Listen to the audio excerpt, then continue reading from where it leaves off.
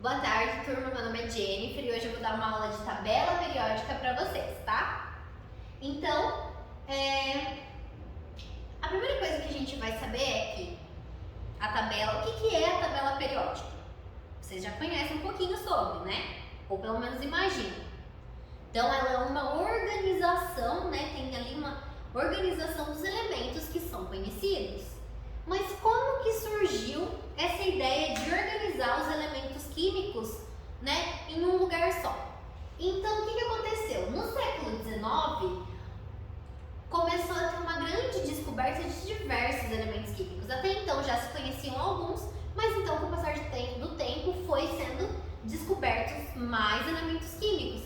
E eles precisavam organizar em algum lugar, de alguma forma, né, toda essa descoberta que tinha sido realizada. Então eles precisaram fazer gráficos, classificar com tabelas, né? De alguma forma eles precisavam organizar essas informações em algum lugar para não se perder. Então toda pesquisa que a gente faz, a gente precisa, né, ter as informações, né, agrupadas em algum lugar. E aí, então, ao longo do tempo foi, né, eles foram organizando, então eles organizavam elementos que tinham características parecidas e assim foi. Até que em 1869, Dmitri Mendeleev, ele iniciou os estudos a respeito da organização da tabela periódica. Então estava sendo dado um nome para a organização desses elementos químicos, que foi a tabela periódica. Por que tabela periódica? Porque tem uma periodicidade. Então, a tabela periódica ela foi criada com o intuito de organizar as informações já constatadas a fim de facilitar o acesso a esses dados. Quando ela foi proposta, não tinha tantos elementos quanto hoje em dia, mas ainda ela é organizada da mesma forma que naquela época, tendo então 118 elementos até o momento.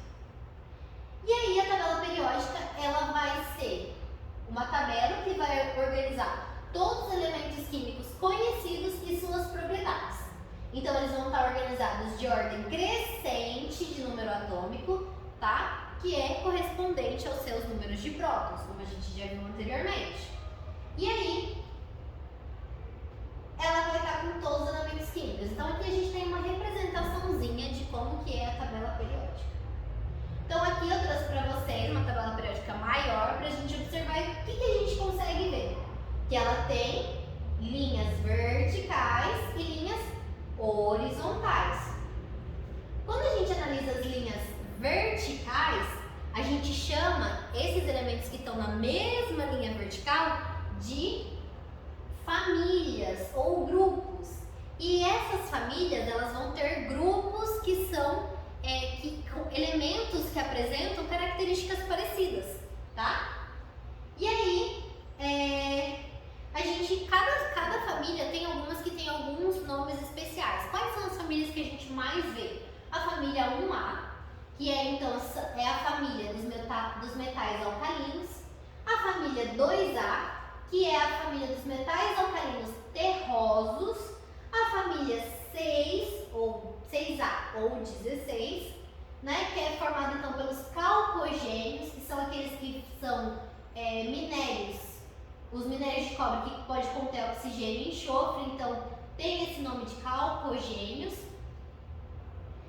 A família 7A ou a família 17, que é a família dos halogênios.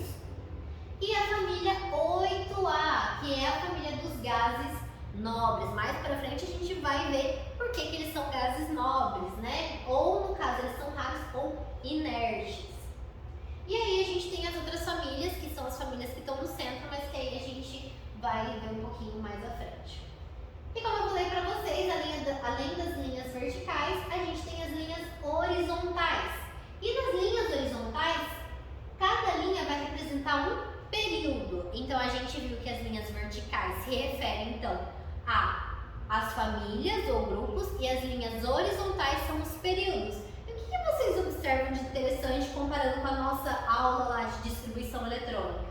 Vocês conseguem observar que aqui, ó, eles são compostos por 7 períodos? O que a gente viu lá na distribuição eletrônica, lá de como o átomo estava distribuído em 7 camadas? O que a gente está vendo aqui em comum? Que aqui a gente tem 7 períodos. E isso está relacionado justamente ao que a gente viu, que ali a distribuição eletrônica ela vai ter então 7 camadas de energia, tá? Então aqui a tabela vai ser composta por 7 períodos, como eu falei. O primeiro período tem 2 elementos, que é o hidrogênio e o hélio.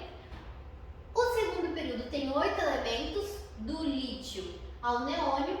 O terceiro tem 8 elementos, o quarto 18, o quinto 18, o sexto 32 e o último período tem 24 elementos, tá? E aí, outra separação interessante, então, que a gente pode ver é que a tabela periódica pode ser dividida em metais, ametais, semimetais, que vai estar justamente com as características intermediárias ali entre os metais e os semimetais, e os gases nobres, tá? E tem alguns elementos aqui que eles ainda não foram descobertos. Mas então, os metais, eles vão ser elementos que eles têm as características. O que vocês pensam quando eu penso um metal? O que vem à cabeça? Não vem um objeto brilhante, duro? Então é justamente isso que se trata dos metais, com exceção do mercúrio, que a temperatura ambiente ele é líquido, tá? Então eles vão ser duros, com brilhos, né? O brilho metálico que a gente vê, por exemplo, alumínio, né? Ferro. Eles têm um alto ponto de fusão, ebulição também. Eles são bons condutores. Então a gente vê justamente o que? Quando a gente pega uma panela, o que acontece? Ela não esquenta ali para fazer o nosso alimento? E ela é feita do quê? É de um metal, né? Então eles são o quê? Bons condutores de calor e eletricidade. Quando vocês pegam um fio, do que são feitos os fios? De cobre. O que é cobre? Cobre é um metal, né? Eles são maleáveis, dúcteis, formam cátions. Já os não metais, eles vão ter o quê? Se é um não metal, ele vai ter uma característica totalmente oposta, tá? E aí, os semimetais, eles vão apresentar as características intermediárias, né? Varia de de cada um. E os gases nobres, eles têm comportamento químico específico, tá? Então é isso que a gente ia ver hoje sobre a tabela periódica. Espero que vocês tenham entendido.